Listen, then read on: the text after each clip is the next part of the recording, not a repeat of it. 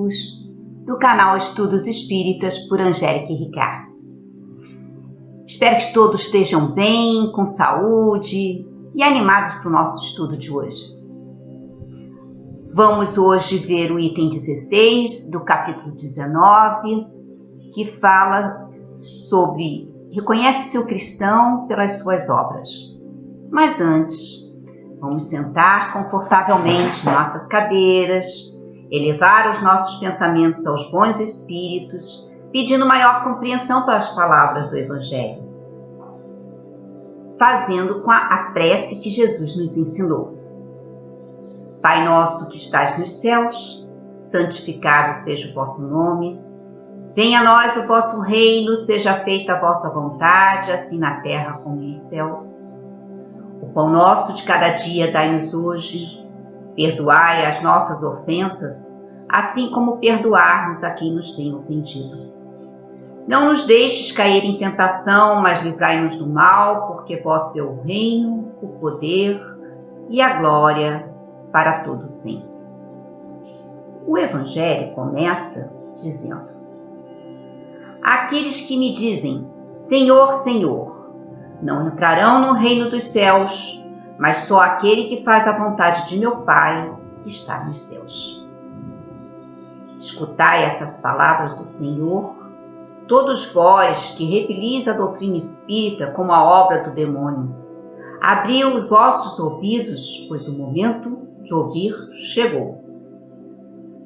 Basta trajar a libré do Senhor para ser um fiel servidor? Basta dizer eu sou cristão para seguir o Cristo? Procurai os verdadeiros cristãos e vós os reconhecereis pelas suas obras. Uma árvore boa não pode produzir maus frutos. Uma árvore má não pode produzir bons frutos. Toda árvore que não produz bons frutos é cortada e lançada ao fogo. Eis as palavras do Mestre. Discípulos do Cristo, compreendei-as bem. Quais são os frutos que devem produzir o cristianismo? A árvore poderosa, cujos ramos espessos cobrem com a sua sombra uma parte do mundo, mas que ainda não abriga todos aqueles que devem reunir ao seu redor. Segundo Antônio Luiz Saião, no livro Elucidações Evangélicas, sempre devemos praticar o que ensinamos, apreciamos e elogiamos. Porque não basta nos extasiemos ante a lei de Jesus e digamos, é perfeita, se não nos esforçarmos pelo nosso aperfeiçoamento, obedecendo-lhe, vã se tornará a nossa admiração. Inútil será que nos proclamemos cristãos, desde que procedamos em oposição ao que Jesus nos ensinou. Que nos proclamemos espírita se continuarmos fazendo o que fazíamos antes. Do livro Jesus e Kardec, de Alírio Cerqueira, Filho, no capítulo Mestre e o Aprendiz, temos que a principal característica da liderança de Jesus é a suavidade e leveza com que exercia seu ministério de amor junto aos corações sofridos que o buscavam com o objetivo de lenir as suas dores e minimizar o estado de opressão em que viviam. Como se sentir a leveza de Jesus em seu ministério para fazer o mesmo em nossas tarefas? Jesus diz: Vinde a mim todos vós que estão cansados e oprimidos, e eu vos aliviarei. Podemos entender o vinde a mim aceitando-o como mestre. Jesus é o maior modelo de amor, portanto, ir a ele é ir ao amor. É desenvolver o amor por nós mesmos, pela vida, pelo próximo e por Deus. A prática do amor é imperativo para que possamos fazer brotar o nosso Cristo interno. Somente o amor nos alivia do cansaço e da opressão causados por nós mesmos. Tomai sobre vós o meu jugo. A palavra jugo tem vários significados. Podemos entender que neste contexto tem um significado de poder. Essa expressão, portanto, significa tomar sobre nós o poder do amor, desenvolvendo a vontade de realização de forma a exercitar o amor ao trabalhar, em nossas tarefas do dia a dia. Enfim, utilizar o poder da realização do amor para vivenciar a própria vida. Aprendei comigo. Aqui, Jesus faz um convite para que tomemos a condição de aprendizes de seu jugo. Ele é o mestre por excelência, nós somos os aprendizes. Qual a condição de aprendiz? É aquele que não sabe, que ignora e vai fazer muitos exercícios, tantos quanto forem necessários, até aprender a sentir e vivenciar esse jugo. À medida que aprendemos, tanto com os nossos erros quanto com os acertos, vamos internalizando o amor, a mansidão e a humildade de Jesus, de modo a fixar suavemente essas virtudes em nossa memória, até que possamos vivenciá-las em espírito e verdade. Que sou manso. Ser manso significa ser doce, meigo, suave, sereno, características marcantes de Jesus. Psicologicamente, a mansidão está ligada a dois sentidos fundamentais: aceitação e compaixão. A aceitação vai nos permitir aceitar a condição de aprendizes incipientes, que ainda somos, com defeitos e qualidades. A aceitação é uma virtude proativa na qual aceita-se a própria insignificância enquanto trabalha-se para desenvolver a própria grandeza, aprendendo-se gradativamente e suavemente a superar a ignorância. O movimento de autoaceitação, como somos, com as nossas deficiências e virtudes, vai nos proporcionar a aceitação dos outros como eles são. A compaixão gera a compreensão das dificuldades que trazemos, bem como a dos outros. A compaixão também é uma virtude proativa e por isso tem um aspecto positivo significando empatia, na qual temos para com as dificuldades, os erros nossos e dos outros, um sentimento de compreensão, gerando uma aceitação da pessoa que erra, sem contudo aceitar os erros, o que seria acomodação. O importante é compreender que os erros são fruto da ignorância e necessitam ser corrigidos ao invés de ser punidos. Conforme nos convida Jesus, a ignorância deve ser substituída com suavidade e leveza pelo aprendizado e não condenada. Essa postura do verdadeiro aprendiz. E humilde. Qual a importância da humildade? A humildade também é uma virtude proativa, dinâmica, geradora de autoaceitação, na qual reconhecemos as nossas limitações como nossa inferioridade, para desenvolvermos os potenciais ilimitados que nos proporcionarão a evolução até a iluminação completa e nos tornarmos, então, espíritos puros. A humildade é a virtude que faz com que, ao mesmo tempo, reconheçamos a nossa pequenez, pela incipiência, pelo muito que temos de aprender, e a nossa grandeza, pelos potenciais que carregamos como filhos de Deus, possuindo cada ser um Cristo interno a ser desenvolvido. Vós sois deuses. São palavras de Jesus do Evangelho de João, capítulo 10, versículo 34. A humildade é a condição para que possamos sentir, vivenciar a mansidão, pois sem ela não podemos exercitar a aceitação nem a compaixão.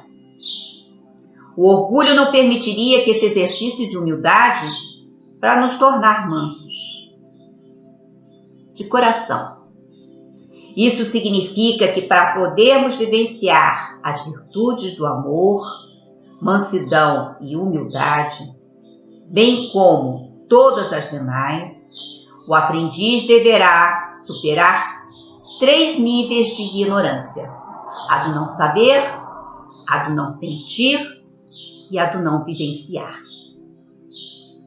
Quando não sabemos algo, basta estudar, tomar conhecimento que passamos a conhecer. Decora-se o Evangelho e acredita-se que, por ter a mensagem na memória cerebral, ela será vivenciada automaticamente. Ledo engano. É mais fácil saber com o cérebro, mas Jesus, de forma inequívoca, exige o parâmetro do coração. Queremos ser mansos e humildes de cérebro e não de coração. É claro que enquanto estivermos nessa postura, continuaremos ignorantes e não galgaremos verdadeiramente a condição de aprendizes do jugo do amor. O saber é fruto do pensar. Portanto, não é possível saber sem refletir, meditar nas lições que estamos estudando. Somente assim poderemos senti-las em espírito e verdade. Conhecereis a verdade vos libertará. Está em João, capítulo 8, versículo 32. Nesse versículo, não é o conhecimento que liberta, mas a verdade. Portanto, não basta conhecer a verdade. É necessário meditar sobre ela para que possamos nos libertar. O verdadeiro aprendiz é aquele que se dispõe a superar os níveis de ignorância. Façamos uma analogia para perceber bem a diferença entre saber e sentir. Imaginemos que estamos dentro de uma casa com uma janela envidraçada toda embaçada. Ao observar uma manhã radiosa de sol em nosso jardim, sabemos que o sol, lá fora, com sua pungência, com seus raios mornos, em contato com a nossa pele, que ele gera vida em abundância, mas ao observar pela janela embaçada, temos uma pálida ideia daquilo que sabemos. Agora, ao sair da casa e nos postarmos numa cadeira no nosso jardim sob o sol, para sentir o seu calor em nossa pele, estaremos agora sentindo em plenitude tudo o que sabíamos que ia acontecer. O vivenciar vem logo a seguir do sentir. É estarmos no jardim, integrados com a natureza, com tudo que sabemos e sentimos. A razão, unida com a emoção, gera a vivenciação. Para conseguirmos nos tornar verdadeiros aprendizes de Jesus, é muito importante que desenvolvamos um trabalho de autoconhecimento com o intuito de realizar o domínio das nossas más inclinações. Como nos adverte Kardec, a questão 918 de O Livro dos Espíritos nos fala dos caracteres do homem de bem. O espírito comprova sua elevação quando todos os atos de sua vida corporal são a prática da lei de Deus, e quando compreende antecipadamente a vida espiritual. E na questão 919, nos diz o meio mais prático e eficaz de progredir na vida e resistir ao chamamento do mal. Um sábio da antiguidade nos disse: conhece-te a ti mesmo. nos dá a melhor maneira de conseguir o nosso autoconhecimento para resistirmos às nossas más tendências. Kardec nos deixa o seguinte comentário: muitas faltas que cometemos passam despercebidas por nós. Se com efeito, seguindo o conselho de Santo Agostinho, interrogássemos com mais frequência a nossa consciência, veríamos quantas vezes falhamos sem que o suspeitemos, por falta de examinar a natureza e o motivo dos nossos atos. A forma interrogativa tem algo de mais preciso que o ensinamento, que frequentemente não é aplicado. Ele exige respostas categóricas, por um sim ou por um não, que não deixa alternativas. São vários argumentos de cunho pessoal e pela somatória das respostas pode-se estimar a somatória do bem e do mal que está entre nós. No livro Intérprete de Deus, Jesus, o Arquétipo do Amor, Adenauer Novaes nos explica os símbolos usados por Jesus quando diz: não pode uma árvore boa produzir maus frutos, nem uma árvore má produzir bons frutos. Toda árvore que não produz bons frutos é cortada e lançada no fogo. Assim, pelos seus frutos os conhecereis. Essas palavras de Jesus estão em Mateus, capítulo 17, dos itens 17 a 21. A árvore é um símbolo da vida que se desenvolve sempre que estimulada. Sua existência denuncia vitalidade, superação e ascensão. Quando ela não dá bons frutos, é sinal que alguma coisa está errada, em desalinho no seu processo, necessitando intervenção precisa. Cortá-la significa podar o que desestabiliza, favorecendo seu renascimento. A madeira da poda serve como combustível para o novo processo de transformação. O fogo é a energia viva que aquece, anima e transforma quando entra em contato. Lançar ao fogo é dar uma nova condição a algo que necessita de ação. O que é estéril precisa frutificar, apresentar crescimento, surgimento do novo. Tudo no universo requer transformação para dar lugar ao novo. O mau fruto é algo não esperado, portanto, que pertence à sombra e deve ser refundido. O mau fruto não deve ser sumariamente eliminado, sem que se aproveite a energia para sua geração. Como foi utilizado inadequadamente, poderá estar disponível para novos cometimentos a serviço da evolução do ser humano. A divindade nada exclui quando se trata do desenvolvimento da alma, pois tudo tem propósitos superiores ao melhor que possa ser pensado pelo ser humano. O ser humano é a obra-prima de Deus, seu principal agente de transformação do universo. Pode-se aceitar, então, que tudo o que existe, absolutamente tudo, é para o ser humano, sendo-lhe usuário, administrador e beneficiário, direto de tudo que o cerca.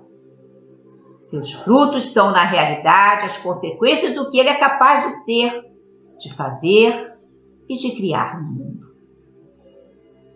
O reino dos céus pode ser entendido como a morada mais alta da alma, em cujo lugar a consciência tende ao divino.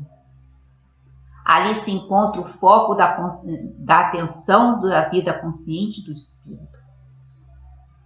É nessa instância que deve ser colocada a vontade de atender aos objetivos do Criador da vida. Seguir firmemente com esses propósitos requer mais que orações e promessas que ficam apenas na consciência. É vivenciar, experimentar, sentir o gosto de cada atitude, conjugando ao sentido que se atribui ao ser e ao viver. Realizar o plano de Deus em si mesmo implica em se tornar o braço divino ante os desafios naturais da vida, quando em presença do próximo. É preciso assumir a condição de quem ama indistintamente, agindo em favor do melhor e do sentido da vida. Agora vamos vibrar pela evolução do planeta, pela paz em todos os países, pela saúde de todos os seres humanos em todos os níveis, físico e espiritual. Vamos vibrar por hospitais, presídios, abrigos.